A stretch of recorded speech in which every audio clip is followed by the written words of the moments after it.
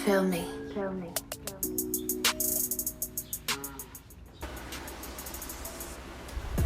Ayun.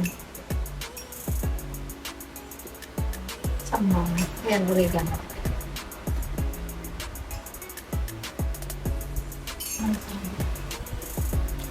Kaya sinarge ko muna po saglit. Bago ito.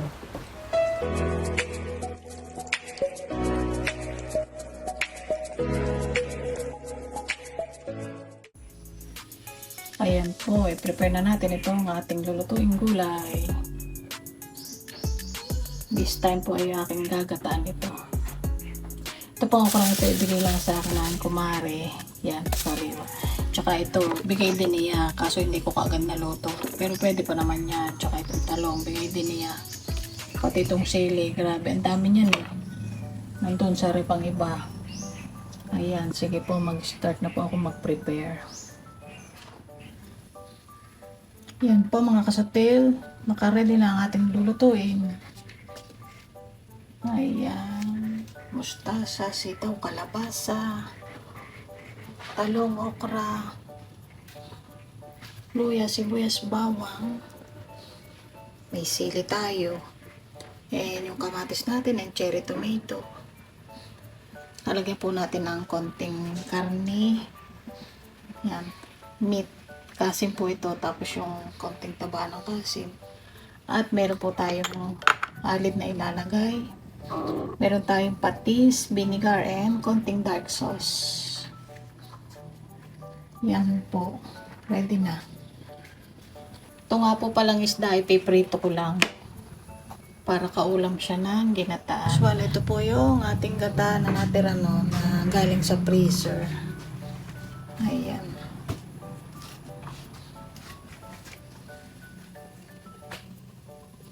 Luto na po tayo. Ang langaw ay inuunahan na naman ako. Prito po muna natin. At ng langaw ay dadalo lahat. May harvest yata ulit kaya may langaw.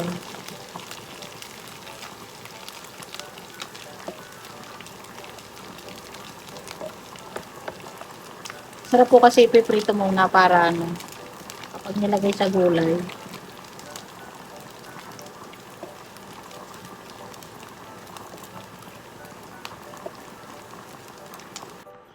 Ito na siya, naprito na natin.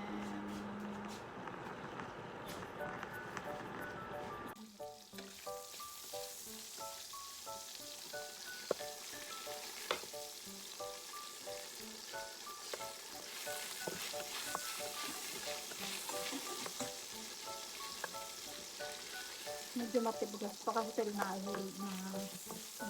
kasi hindi ko agad nailabas kanina.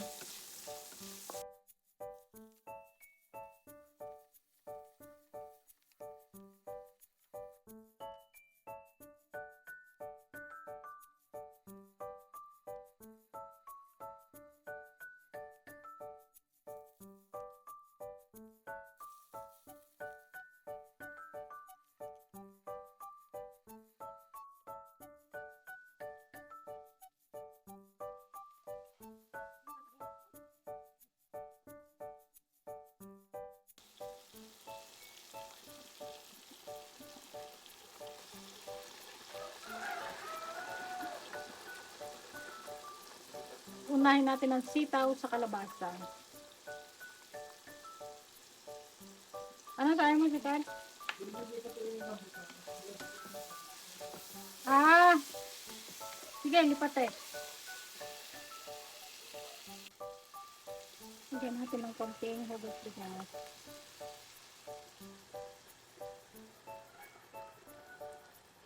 Hugas bigas po ay. Palaging hugas bigas sa akin nilalagay kapag ako ay nagluluto ng kahit anong gulay.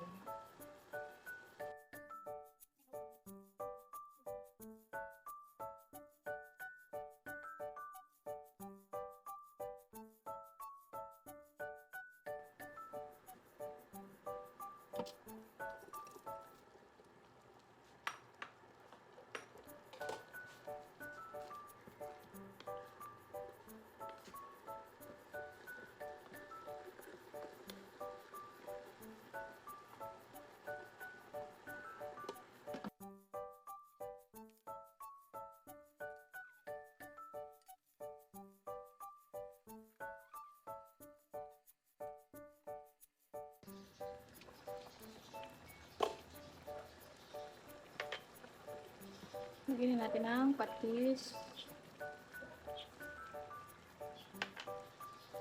Konting vinegar. Kapag po may gata ang niluto, lagi po nilalagyan ng konting vinegar. And ito po dark sauce.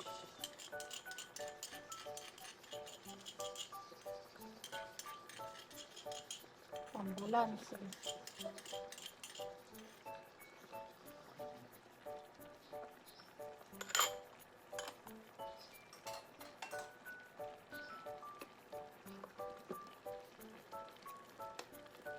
Mamaya ko haluin kasi may vinegar.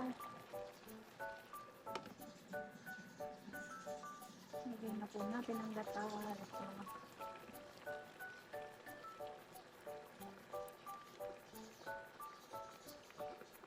Kaya po yan ay nagboboy galing sa freezer.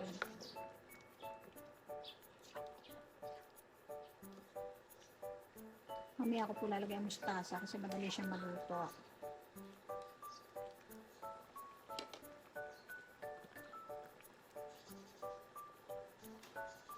Madali siyang maluto. Kapag po may natira kayong gata, yun yung ilagay sa ganito, tapos lagay sa freezer. Tatagal siya. Kahit paabutin ng ilang buwan.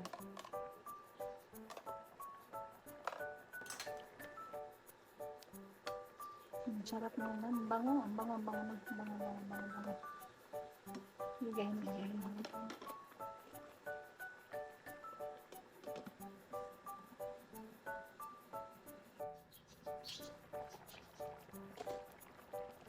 Ilagay na natin ang mustasa.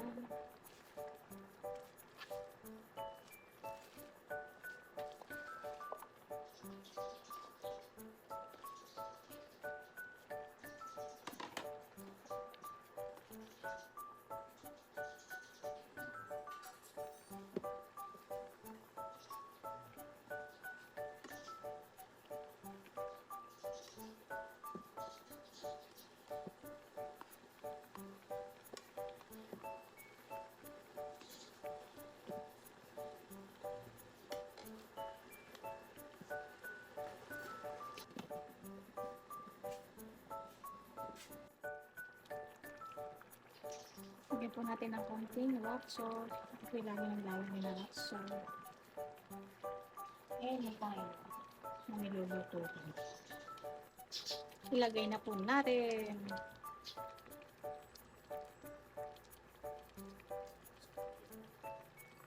Kulang daw po ang aming sinaw.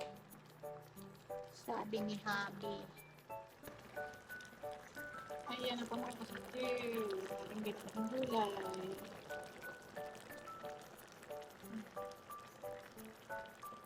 Twist.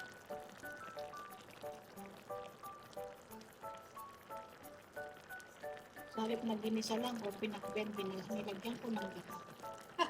Para mas masarap. Hindi na pong kumain.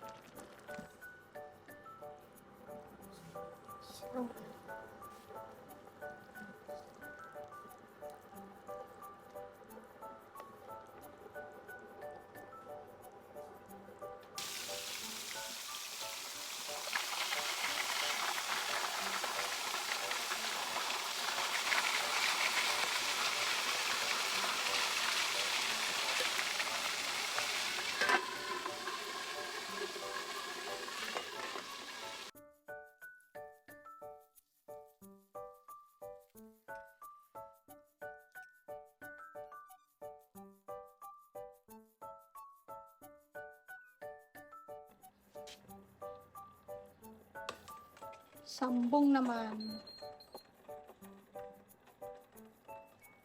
Sambong. Nilagang sambong. Ayan, luto na po. Titikman na po natin ang ating nilutong gulay.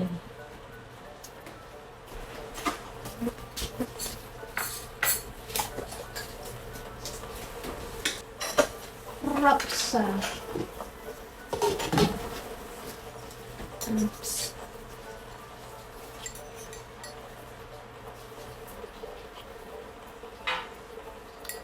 Hmm, fantastic talaga. Tamang-tama lang po yung anghang niya. Kasi si Abby hindi po pwede siya napakaanghang.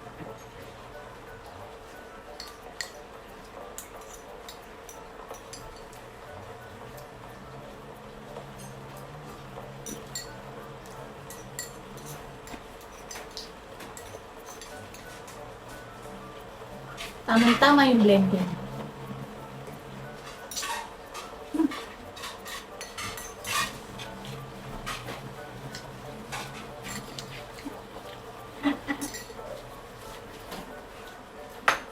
Nadala ko lang ng gulay ang ate ko. Sasandok ako ng ate ko!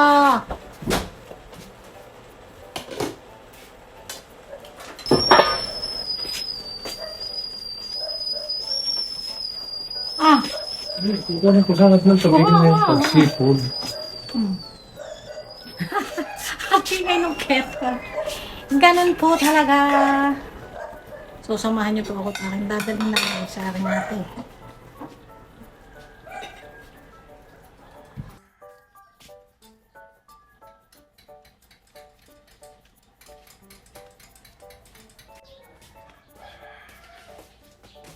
Samahan niyo po ako.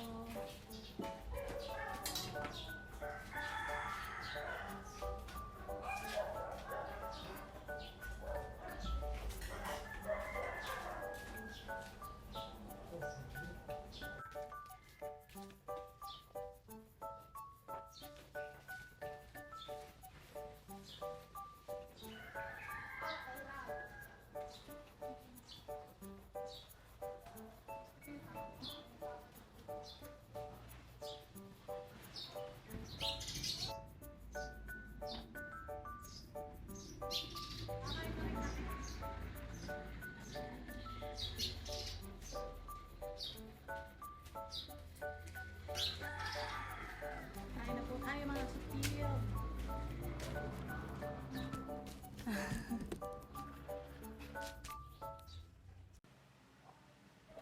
Ayan ang ating ulam ngayon. Kakain na po kami. Tara, kain na po.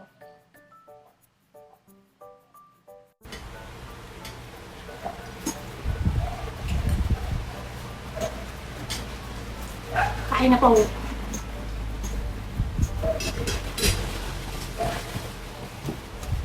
Ginawa ng pagsandok itong nabutong.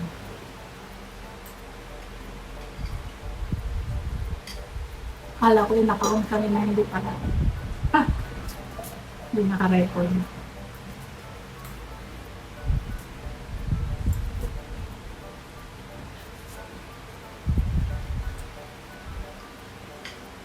Nakagawa nga pala. Hindi.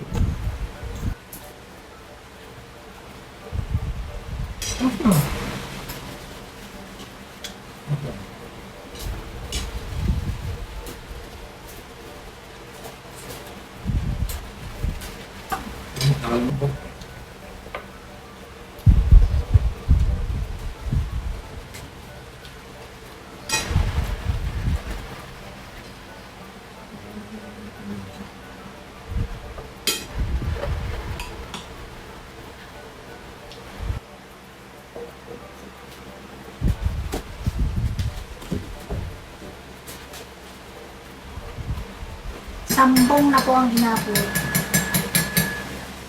Nalobat ng tuloy ang kanyang ating telepono.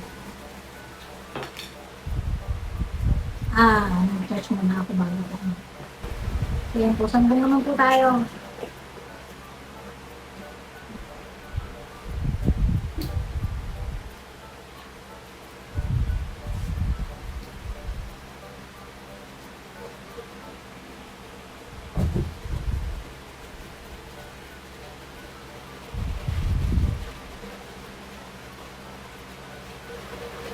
Ang sakit na aking paa.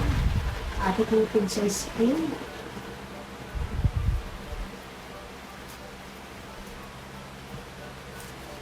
Ito po sambong tinganin. Pasensya na kasi kanina hindi ko na video ng mga pagkain. Yan, yung pong oregano yung kinakain namin.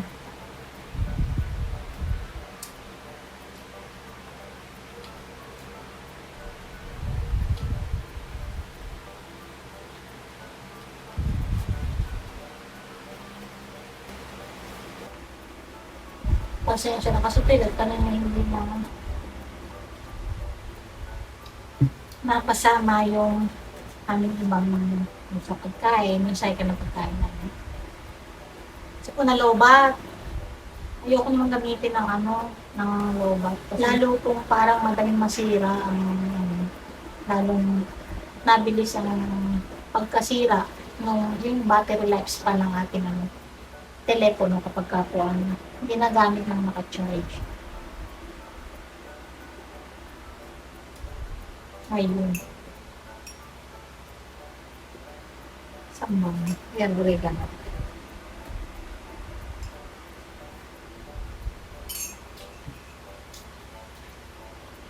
Balat ng sabi.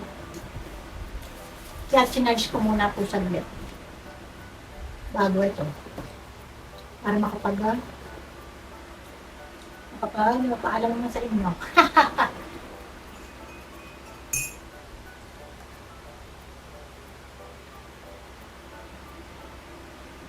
So yun lang po sa araw nito. Sinay ko lang po yung pagluluto ng ginataang mixed vegetables. Masarap. At dati pag gisa-gisa lang ang ginawa ko, nilagyan ko ng gata. So mas masarap pa siya. Ayun, maraming salamat po sa panonood at sa mga new viewers ko po at saka all viewers ko po, maraming salamat po sa inyo palagi. At sa mga new subscriber ko po na pailan nila na napapadagdag po sa aking mga subscriber, maraming salamat po sa pag-subscribe niyo po sa aking channel. And enjoy lang po sa panonood ng mga videos na ina-upload ko. Maraming salamat po. And God bless po sa ating lahat. Shout out po sa inyong lahat.